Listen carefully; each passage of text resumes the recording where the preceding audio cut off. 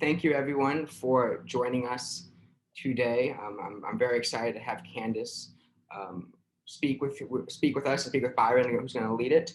So I'm going to start off with just a quick introduction to CincyTech, as well as and then hand it off very quickly to Candice and Byron because they are the stars. So. So for those who don't know, because a lot of people, a lot of students, you might not have heard of CincyTech before. What CincyTech is we are a seed stage venture capital investor here in Cincinnati, in Southwest Ohio. I'm not really going to go into details what venture capital is because you're going to actually hear a bit about that through Candice. But we invest in really early stage startups, specifically in the human health and digital companies, with the intent that they're going to disrupt their market significantly. We also, through that process, we provide a lot of advice to entrepreneurs and help research institutions commercialize technology through startups. So that is who we are and what we do. We also, though, spend a lot of time engaging with students trying to put on events like this. And the reason is that we want to be supportive of the entrepreneurial culture just at UC Miami and the local university system here. So we bring startups in the classroom. We like to host events. We support a lot of campus programming. So when you're part of a student group looking to how do I bring in the startup perspective, we like to try and bring in those representatives for you. And then we also like to create startup experiences, whether that's through meaningful work such as internships, and more specifically projects, because not everyone can do an internship. There's not as many internships out there for startups as there might be for Procter & Gamble or somebody who has a huge number that every single semester. And so project work are packaged 5 to 40 hour projects that are just a single projects that still gives you that experience and exposure to sort of what it's like to work in a startup, but not necessarily a full-time internship. And then lastly, we also like to activate ideas that lead to new startups. I mean, that is what we are in the business of. To learn more about what we do with students, you can go to cincytechstudents.com, and also you'll find my contact information there, and please reach out. And I also want to give a special thanks to the student groups here that are joining us and have sponsored us and help promote us on campus. And FG Williams in particular on UC, who's helped me really come up with the idea and bring Candice here to speak with you. So Bearcast into Tech at UC prepares students for a thriving career in tech by connecting them with Bearcat alums and leaders of topic tech companies who have significant successful experiences. And so you can email Connor or FG to learn more about that. And I'll also follow up with these links so you don't have to remember them. And the National Society of Black Engineers, their mission on campus is to increase the number of culturally responsible Black engineers who excel academically, succeed professionally, and positively impact the community. At Miami, special thanks to Advancing Women in Entrepreneurship. They're a group of women who are aspiring to become world changers. And so they have a vision, they enjoy blazing new trails, they have a desire to make things better. And they are passionate about entrepreneurship and bringing like-minded women together. And so thank you guys for joining us as well. And then Miami University's Community for Creativity and Innovation. They are dedicated to educating, empowering, and celebrating creativity and innovation. So if you go to link, they're I think recently rebranded. So if you go to the link tree there, you can learn more about them and join them. And lastly, a special thanks as well to the Social Impact Fund and Red Hawk Ventures. Both are funds at Miami University led by students. The Social Impact Fund is a socially focused seed stage investment fund led by undergrad students. And then Red Hawk Ventures is a seed stage venture capital fund. And so you're going to learn a lot more about venture capital now through this conversation. And so with that, thank you again for everybody who's joining us. I'm going to kick it off with Byron and Candice, who will introduce themselves. Wonderful, Carl. Thank you so much. I appreciate that that opening. I'm Byron McCauley, and I am the Senior Marketing Manager at CincyTech, formerly a columnist at the Cincinnati Enquirer, and I'm your host tonight. So Candice, I would love for you to tell us a little bit about you.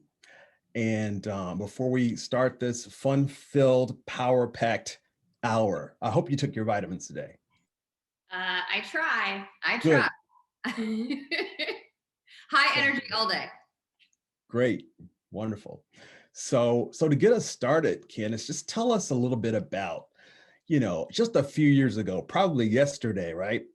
you took your economics degree from UC, and you were going to set out on to do something totally different. And now, fast forward a few years, you are the co-founder of the fastest growing, or one of the fastest growing VCs owned by an African American woman, right? Is that correct? That's totally right.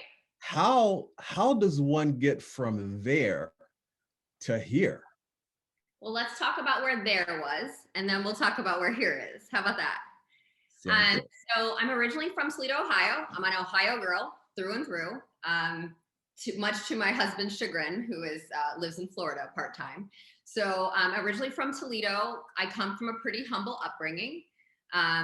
My mom was a teen mom. She was 19 when she had me. I was her second child in 4 years. So she had a son when she was 15 that she put up for adoption. Then she had me at 19.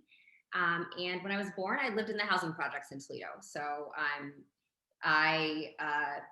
from the very beginning, it was just kind of a challenge.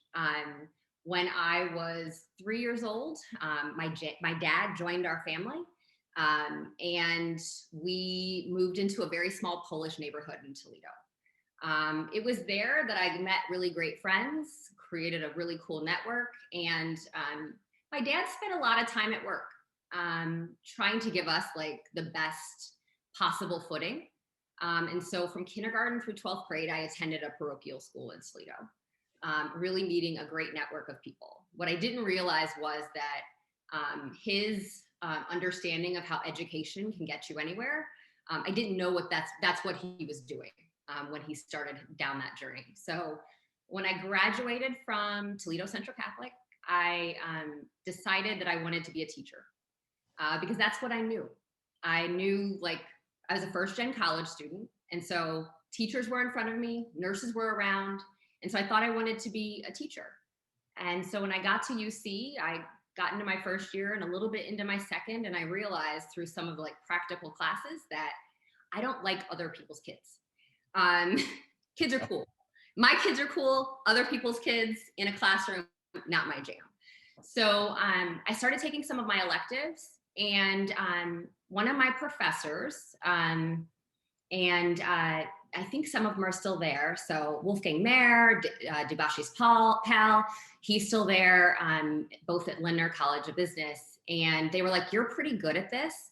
There's a scholarship for first-gen college students. Would you like to apply?" So I got a fellowship. It was at the time the Hewlett-Kautz Fellowship. It's now the Kautz-Ubel Fellowship. And that paid for the rest of my college: room, board, tuition, books, and a stipend to do some traveling with the economics group. And so when I left UC, I thought I wanted to work for the Bureau of Labor Statistics, realized that, and you'll notice I have a lot of energy, like I'm not a sit still kind of girl, and decided to kind of go and do some consulting. So there were a lot of alum from the school that were consulting. They were kind of getting jobs and deals from some of the professors. And so what I did for 13 years was I was a consultant with small to medium-sized businesses. I helped them restructure their marketing and sales divisions, hire new leadership, and kind of sifted through that for 13 years. My passion project, though, and I say passion project because it didn't make a lot of money, was I was really into fitness. And so I owned a local fitness studio called the Hyde Park Body Boutique. We specialized in a niche market, which was women's fitness, most specifically in pre and postnatal fitness. And then I also owned a mom and baby stroller company called the Fit Mommies that still runs today here in town. So that's kind of the journey to tech. And then on the tech side, and I'm sorry, this is a long-winded answer, Byron, but I've had several lives. Six-ish years ago, and maybe now 7 is 2021, I got a wild hair to start a tech company. My kids had gone, "Hey, Madison, I see you in the audience. It's so cool. She's one of our MBA capstone students at Hillman." So I got a wild hair to start a tech company. It was a mobile app to help parents connect and organize activities like play dates and mom's night out. If you heard my whole story in the beginning, it had nothing to do with tech. And so there was a lot of figure it out. And so I got into a local accelerator. And after being denied with a couple of other local accelerators, and it was an amazing experience. That was my first $50,000 of venture raised. And then I started raising additional capital. We raised a little over $400,000. And it was around that same time that a group called Project Diane came out.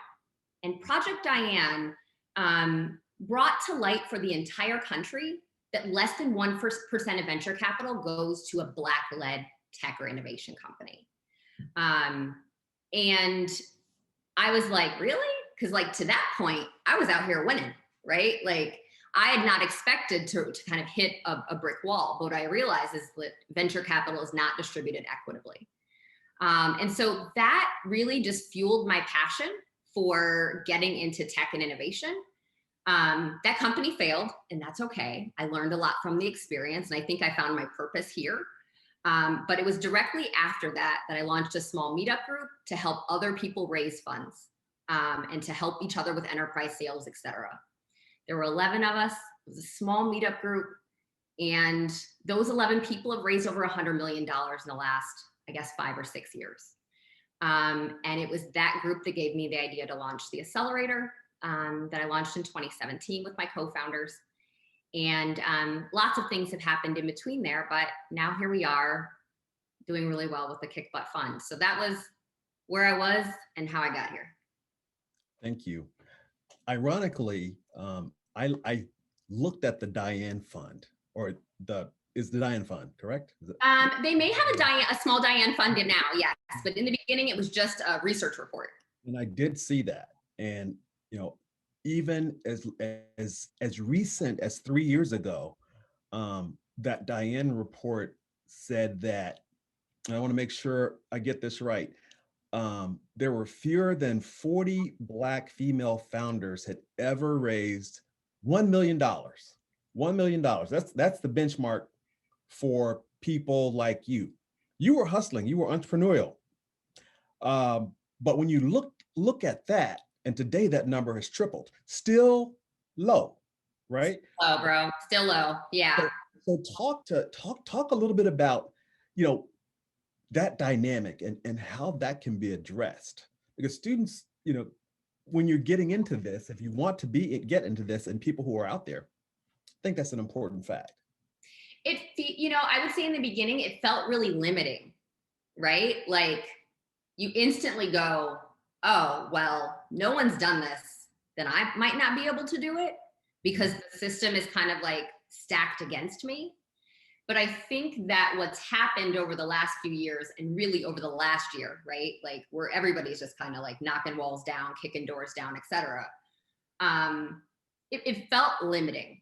And I think that there's a collaboration that is happening amongst allies and Black founders and Black GPs right now to really make certain that those numbers start to go up. And we're collaborating on deals. We're finding excellent, you know, co-investors that are from our majority peers. And we've really just done a really good job storytelling around the fact that there is a absolute fact that companies with a diverse team or board is more likely to have a greater return on investment. And those numbers are really high. And for women, it's the same thing.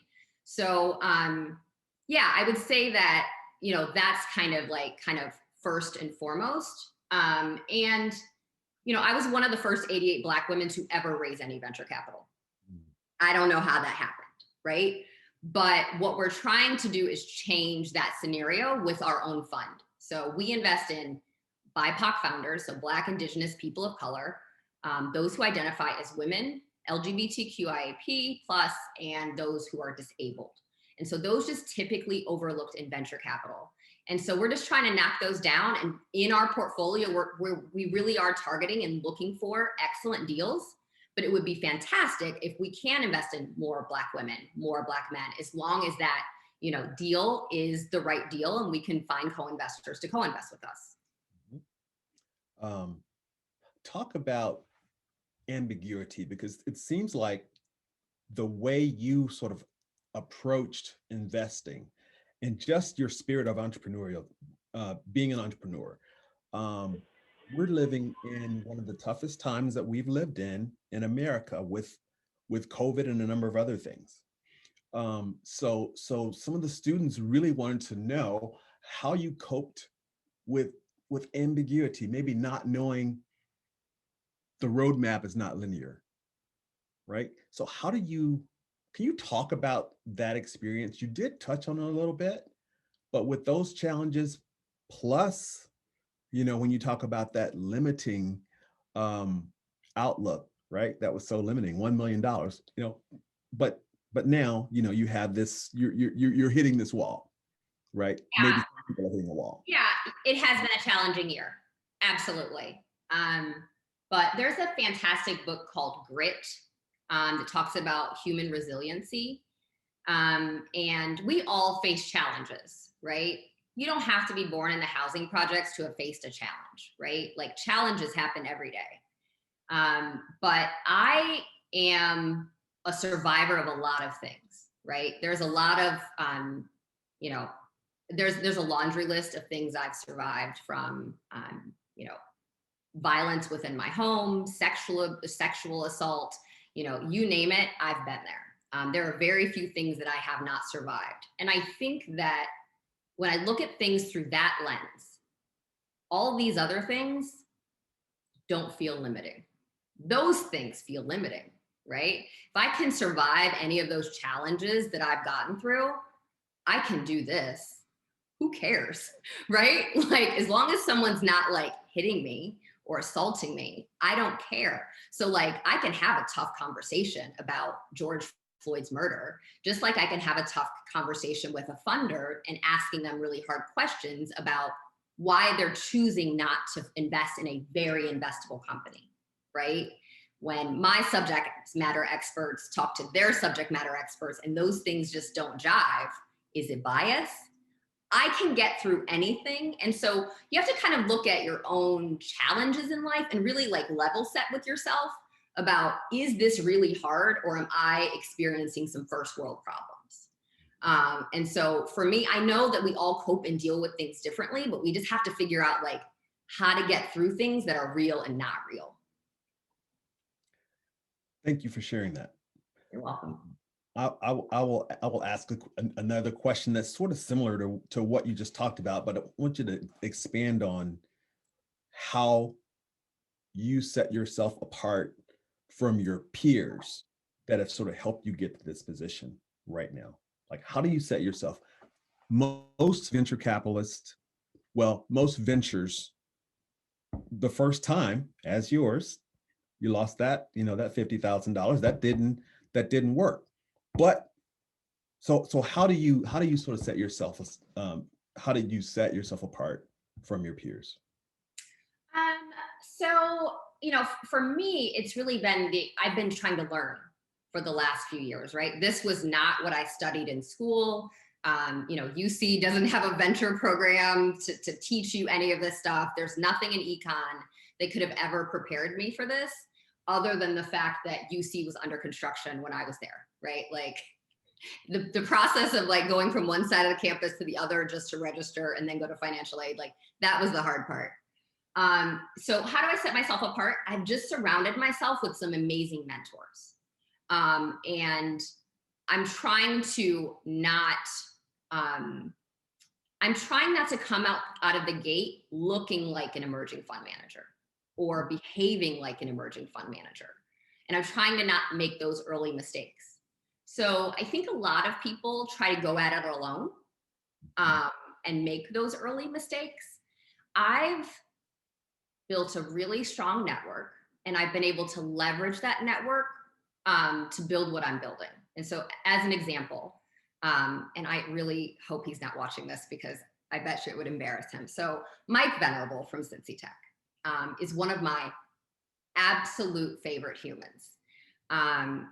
When I pitched Hello Parent, which was my app, to him, these were not his exact words, but like, this is what I internalized.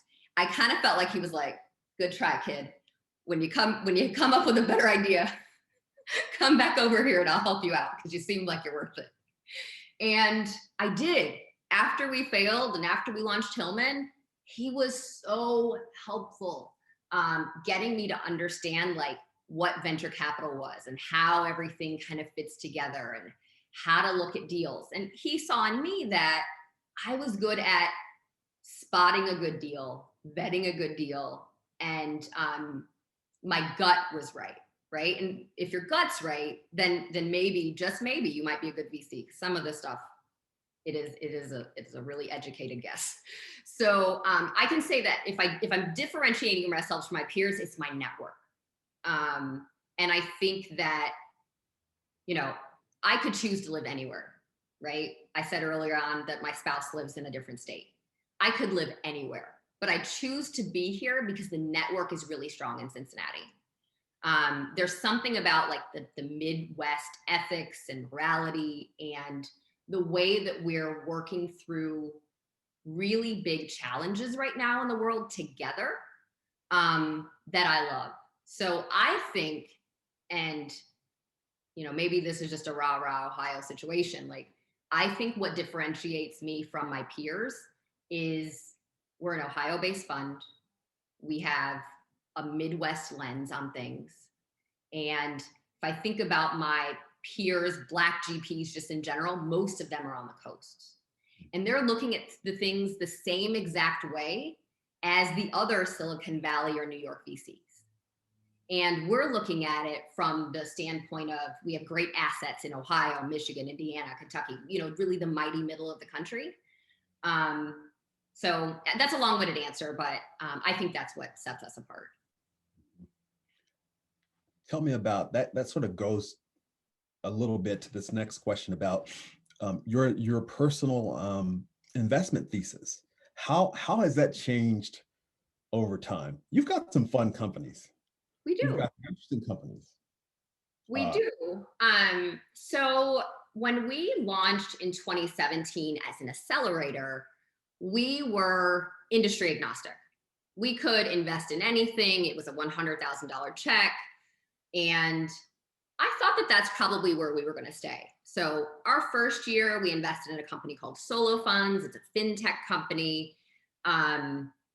And they do peer-to-peer lending where you can give $50 to $1,000 to someone on the platform. And they have a social score algorithm based on kind of like your credit score plus your social presence all gets together for this like different credit score. So that company is doing really, really well. Warmaloo, which is a warming blanket for neonatal children who are born prematurely. That company, really, really cool. What we've learned over time is venture is more than just the capital. There is a lot of work that happens hands-on helping a company to grow, at least at the pre-seed and seed stage, so that early stage.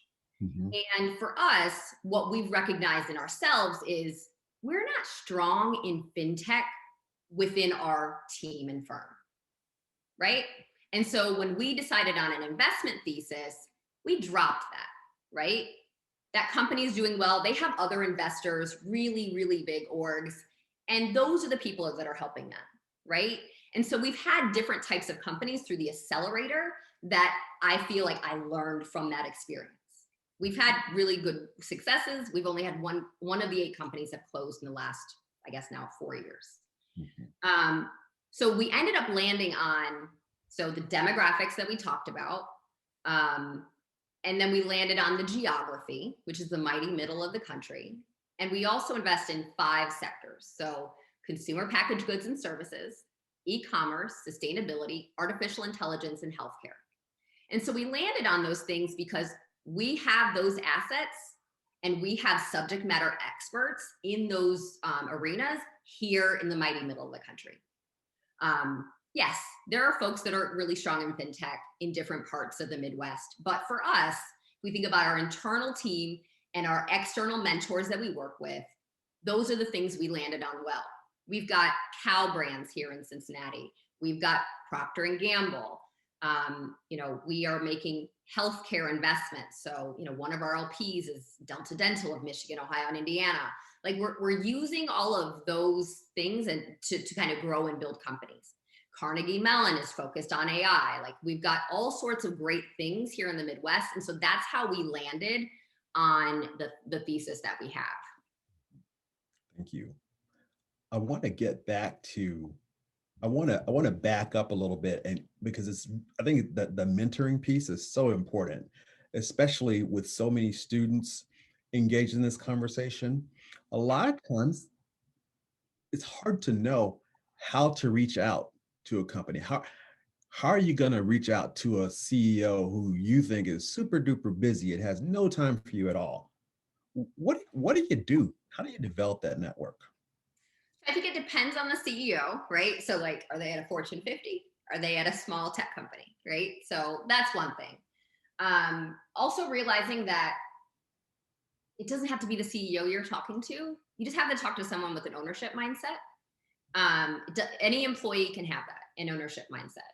But I will say that there's something special about the Midwest where folks will take a meeting. So if you ask. And sometimes they say yes, sometimes they say no. And sometimes you just attend their events and learn from them that way. But I find more often than not, even before we got into this whole $50 million fund thing, that people were willing to meet. And we have to realize that networking is a two-way street. So what are you giving them and what are they giving you? There has to kind of be an exchange there, and realizing it's not just like a take situation. So yeah, I think just ask.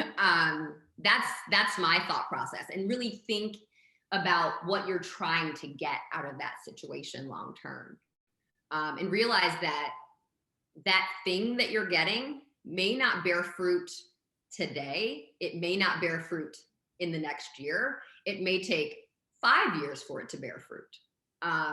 But imagine, Mike told me no 5 or 6 years ago. Mike and I will co-invest together this year. And that's pretty dope, right? So just realize some of those things are kind of long-term networking goals. A person kindly shared that book Grit that you mentioned is by Angela Duckworth. Is that correct? I think That's right. That's right. So I wanted to make sure people knew that. It's a great book. So next question. What do you talked about mentorship? Can students get involved with Lightship? Do you have internships yourself? We do. Okay, so this is something great to talk about. So I added to the chat that the state of Ohio has a few programs. One of them is the Diversity Inclusion Tech Internship Program. We leverage that program and have for the last few years to hire interns. So I think that application period is launching or has launched for student applications. We typically have 1 or 2 interns a year. We will very likely increase that number now that we have capacity to properly mentor, because what you always want to be sure of is that you have a contact as an intern and not necessarily like being given like the work of filing. So we have interns on both sides of our house. So one thing I didn't mention is we have the Lightship Capital, which is our funding arm. We have the Lightship Foundation, which is all of our programming. That's our accelerator, a boot camp, and then an online show called Twitch Pitch. So we'll have interns on both sides. We currently have 1 part-time intern and 4 MBA capstone students from UC, which is exciting for us. And we've sourced most of those people from this program. If you want to be involved, I would love for you to email me directly. I put my information here, apply, and then we can talk about it kind of out of the process, because I'll say that program, and Carl could probably double down on this a little later, like it's a little clunky, but we would love to have people involved. I think it's important that we do the work of training analysts, associates in venture here locally, where it's kind of a safe space to do so. So I think that between us and CincyTech and some others throughout the state, you can get a ton of training. I've hired people from that program as well. So a UC grad, Raquel Robinson, now leads some of our programming.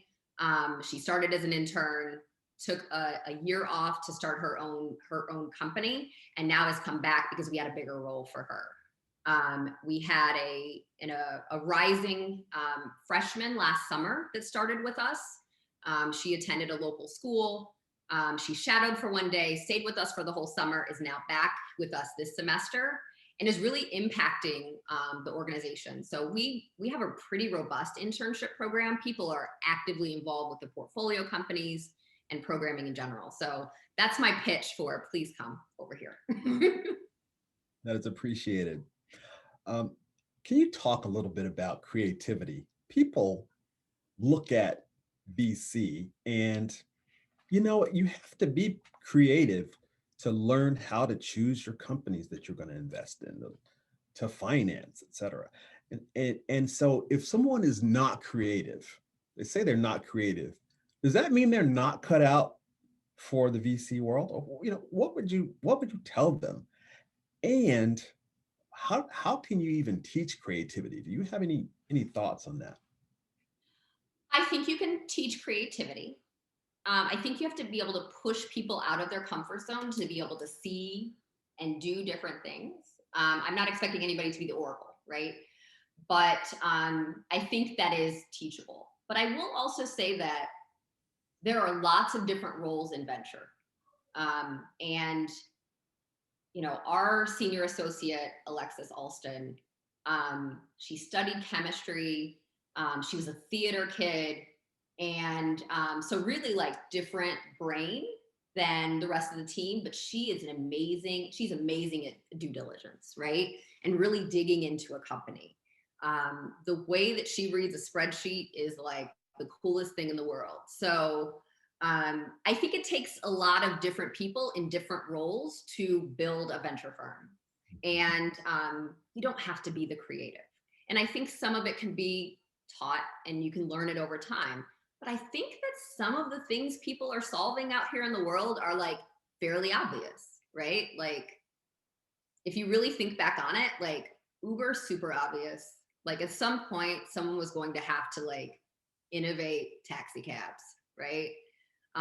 We invested in a company that helps women to track their progesterone levels when they're trying to get pregnant. Like that was going to have to get innovated because before women had to have their blood drawn to check their progesterone. Like that doesn't seem like it's highly scalable. So I think that some of it is just easy to spot. There's a lot of like femtech that needs to be innovated on, and it's obvious to women. And so I don't feel like that takes a lot of creativity. It's just giving people the opportunity to raise venture. So I don't think that I'm seeing anything that anyone else with my chromosomes would see. I think that I just see it from a different lens. So I think that it's teachable for sure. What are some of the strategies that to find niches in current markets? So we have an open application process. So a lot of venture is still closed network. You have to know someone to introduce you to a VC to talk to them about funding. So we and many of my peers are moving away from that process because that's it's a kind of a system issue, right? It's a little bit of a bias issue because maybe many women and people of color don't have the networks to support raising venture capital in the first place. Like, you know, how am I going to get to Andreessen Horowitz? I'm from Toledo, right? Like, how do I get there? How is somebody going to introduce me? So we have an open application process. So you just go onto our website, you put in some basic information. And by basic, I mean, like, you have to do a little bit of work, like make a little bit of a plan. And we're going to tell you yes, no, maybe. And that maybe might be, we've got some programming to prepare you for some of this other stuff. The no might be, you're not our sector focus, we're going to send you somewhere else. So you come to the portal, we read every single application, and we really vet companies that way. We're also doing outbound strategy. So talking to other people we co-invest with, other accelerators around the country. We're of course taking suggestions from people within our network. And at this point, I want to say 2020 was a little bit of an off year, but we took in about 1,400 applications on the website. And so for us, they were all within our demographic focus. And so I don't think they're hard to find. And if we think about it, 50% of the country is women. So it's not truly niche at all. It's half the country. And then if we think about people of color or those who identify as LGBTQ, there's more of us than there are, cis white males who have typically been overcapitalized while the others are undercapitalized. This question is again from a student. I think it's a great question. They talk about imposter syndrome. How do you ever feel that? And imposter syndrome is simply, man, am I out of, what am I doing here? Basically, right? It's asking you that question. Can you talk about if that is real and like how do you navigate that? We all do, I think, but how do you do it? Oh, every day. So I have it, right? Like big time. Like I didn't do great in high school. Like I was kind of like just not focused on any of that stuff. When I got to college, I did really well. But like I've only been doing this for a little while. So, and really, I haven't really truly proven myself at this point. We've made some picks, but no one's exited, right? And so like I have this constant fear that somebody's gonna like find out that I'm not like actually good at this.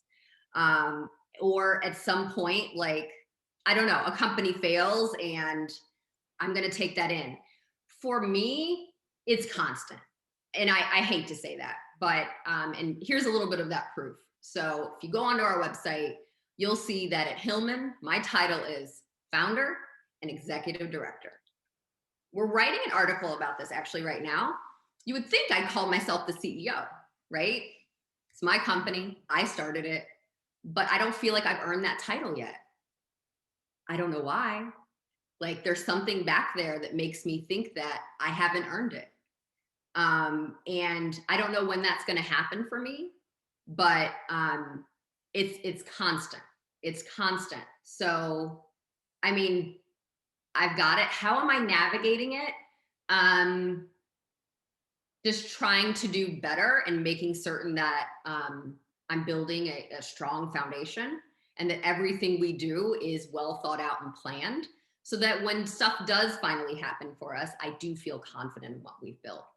But the rest of my team will tell you that I'll tell you what they say, that I'm a rock star. Like Mike Venerable will say, I'm a great picker, right? Like he loves the companies that we've picked.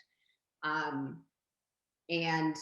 I mean, I'm on some, if I think about the things that I'm involved with, like I'm on a lunar space consortium, which is helping people to get to and live on the moon, right? There's a reason why I'm there. It's because I'm good at what I do. I help vet deals for Children's Hospital on the life science side, for the Ohio State University on within some of their commercialization programs. So I know that I'm good at those things, but I'm always fearful that I'm not good enough. I'll get there though at some point. I know that's a long-winded thing, but I struggle with it. I think it's very helpful because I think all of us do at some point when you're really good at something. Sometimes you don't recognize it and other people recognize it in you, as you said. So I want to turn to a couple of personal things now. And it's a very simple question. What is the hardest thing you've ever had to overcome in your business career? And what did you learn from it? Ooh, what's the hardest thing that I ever had to overcome in my business career? Oh goodness. There was a moment in time when I opened my first fitness studio, and it was around the same time that like Groupon got really big. I got a little out over my skis because Groupon is like, they take a really large chunk of your margin. And I just didn't calculate things very well. And I had to close temporarily. I'd built an entire community, hundreds of women attending the studio in Hyde Park. And I had to tell them, like, I can't make ends meet. I can tell you what, I make ends meet all the time now. So it's just like not happening anymore. But I mean, it taught me about really paying attention to the numbers. I mean, at the time when I built that, I was like, you know, in my late 20s or whatever. That's no excuse, but I learned a lot about not, you know, over promising and not under delivering. And so it was I felt really embarrassed by that situation. But through that embarrassment, I was able to learn a lot about my own finances, running a business. And, you know, here we are today, and I do a much better job of it. We have, Candice, we're winding down. We've got about 15 minutes, and I want to make some time for our audience who were not able to submit questions earlier. They're asking some great questions now, and I'd like to pivot and ask you some of their questions. So some folks are doing it on the chat. I think that's a great way to ask questions, and I'll translate. So keeping up with along that same question, Samantha asks, does it all ever get overwhelming doing so much? You've got children, you've got a husband in another state, you're running, we know, I mean, et cetera, et cetera. Running, yes. Yes. So yes, it gets overwhelming. And, you know, I deal with that through a variety of ways, but it is very, very overwhelming. So how do I deal with that? So I outsource some of my traditional household duties. So we have a laundry company that picks up the laundry once and sometimes twice a week, just depending on like how things are going around here. We have someone who cleans the house because mom doesn't have time for that, because this stuff doesn't buy itself. So I outsource in my house. And grandparents are amazing at picking up kids. And you just kind of have to like say, you know, some things I just can't do. I can't do it all.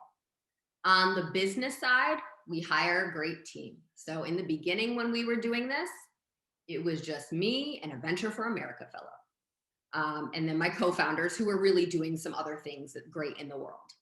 And, you know, the team has grown. So when I get super overwhelmed, I can tell it's probably time to hire a new person, right? Mm-hmm. Because we've outgrown what we were doing. So we at this point are 15 team members. We've got 10 employees, 1 UC intern, and 4 MBA capstone students, and they are making it happen for us.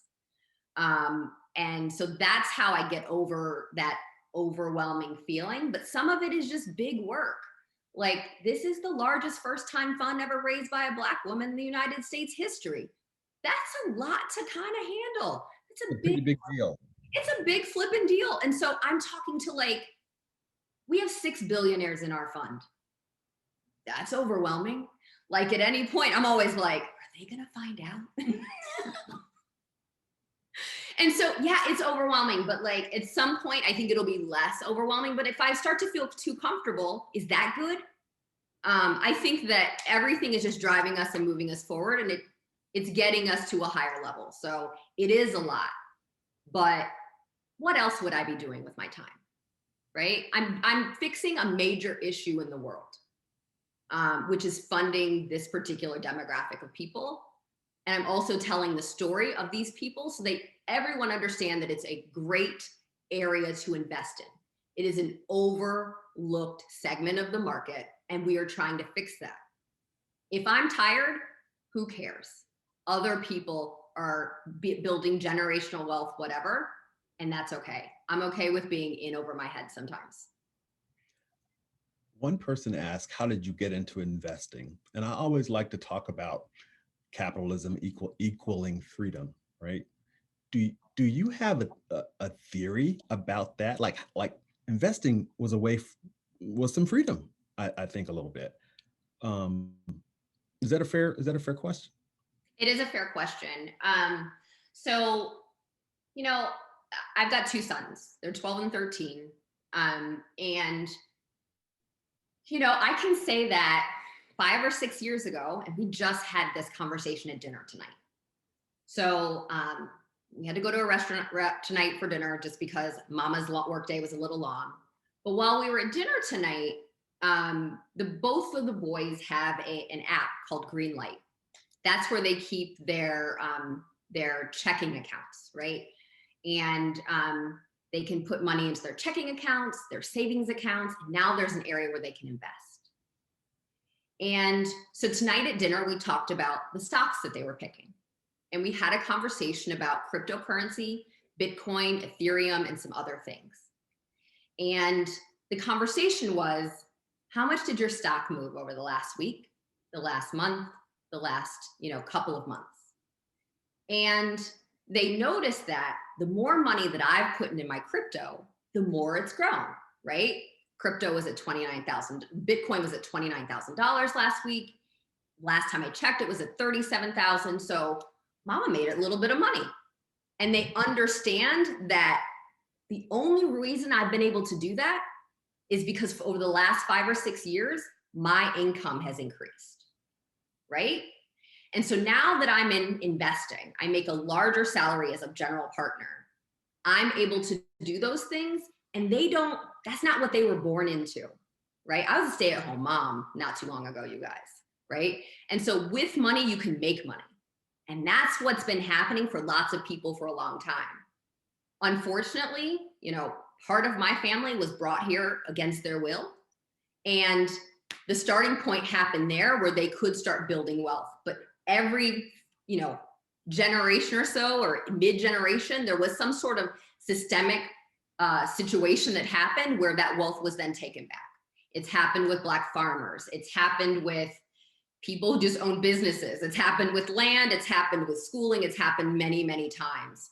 And so we've just got to get to a point as a people and really as a nation where we stop taking things away from people because they can't grow. And so that was the conversation at dinner tonight. If you have a few $100 and you invest, you can do these things, right? You don't have to be a venture capitalist, but you do have to have extra capital, expendable income for those things to happen. So I hope that answers your question. I hope so. Thank you.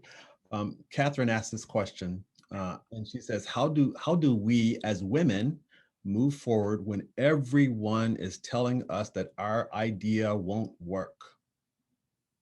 Find another woman to talk to about it. So I'd start there. It is not your job to convince men that you have a great idea. Because I think what will happen is other women will teach you the language you need to convince a man that you are worthy.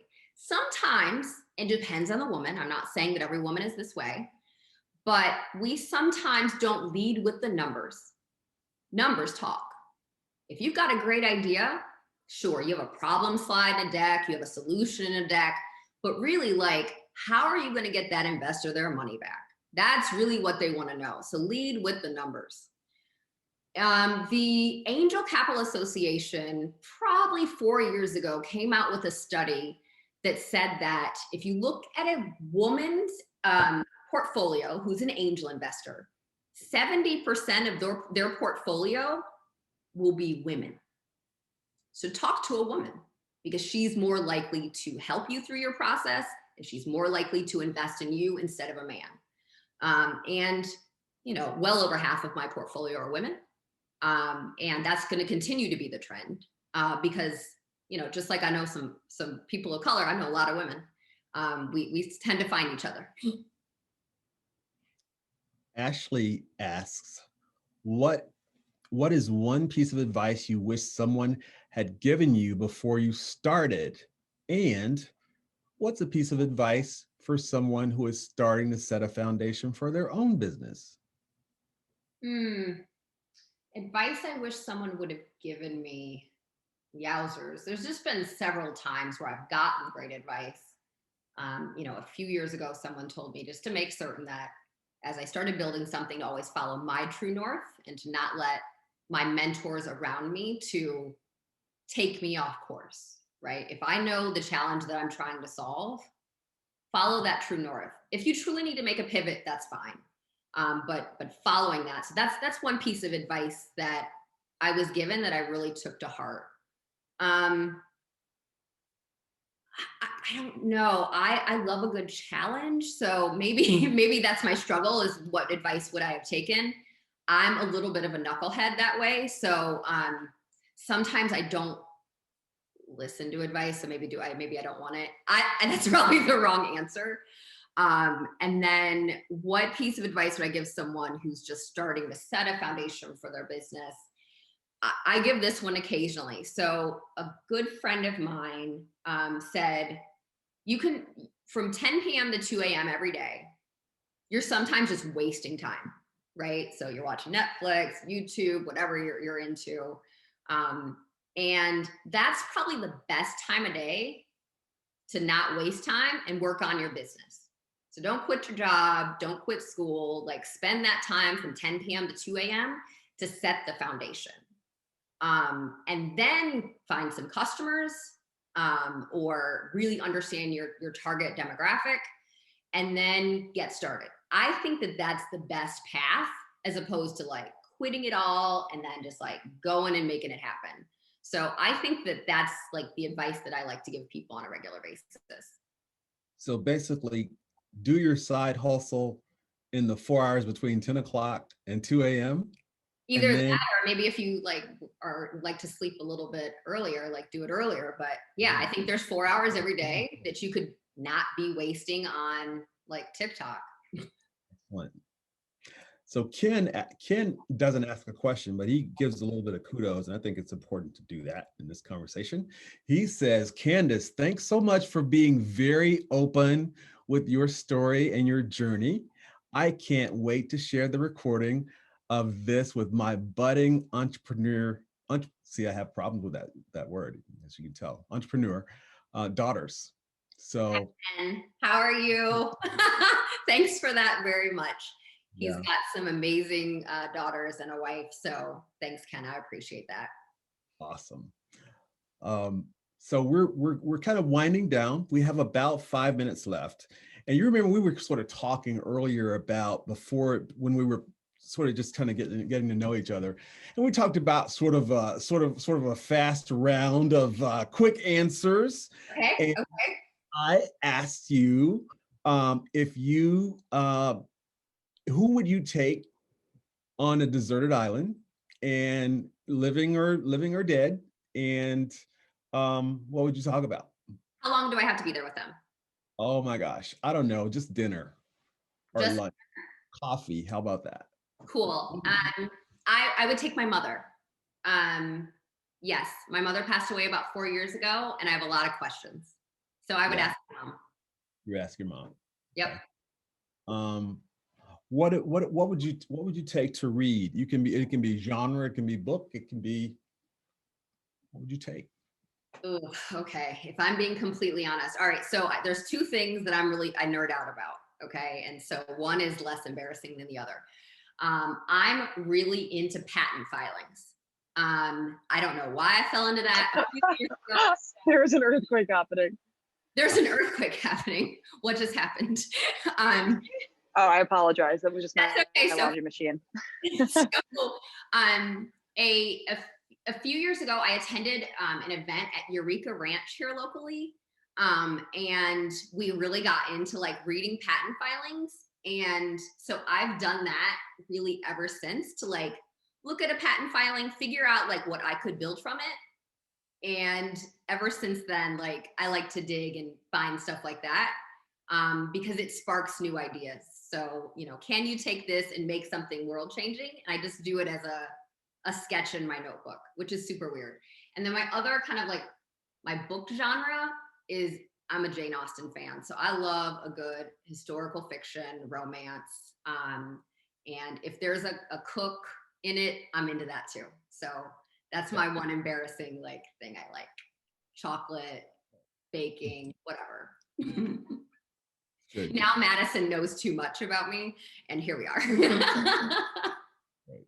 So what would today's Candice tell 15-year-old Candice? Ooh. Ooh. You got this, girl. Yeah, that's it. Okay. Great. One of the final questions as we wind down, I really sort of, so when we think about, you know, students who are primarily listening to us tonight, what one or two really sound pieces of advice? People used to tell me if I wanted to be a journalist, you better read everything you can. Yeah. What would you tell them as like they have a clean slate right now, Yeah. and they want to move forward from the wisdom of Candice Brackeen? What would you tell them? You can be anything you want to be, right? Like my past does not define me, just like your current does not define you.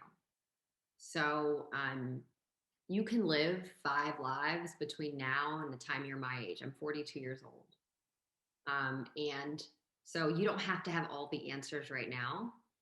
What you've decided, what you're majoring in right now may not at all have to do with what you're going to do in the future. So yeah, my advice is just don't take it all so seriously. Figure out what you want to do with your life and your time here on this planet, and how you want your time to be defined. So, you know, my great grandmother lived to be 100 years old. So my goal is to keep this thing going for another, like, you know, 50 some years. And what can I get done between, you know, then and now, or now and then? So, you know, my advice is like, just chill out a little bit.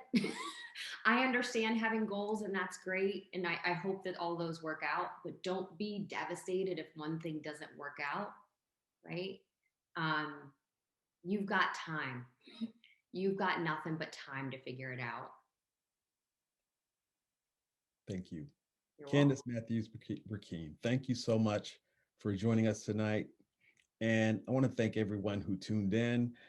This has been recorded, so you will be able to see this again and show it to your daughters or your sons. So thanks again. I'm Byron McCauley, and we're going to say goodnight. Thank you so much. It was good seeing you all. Thank you. Thank you.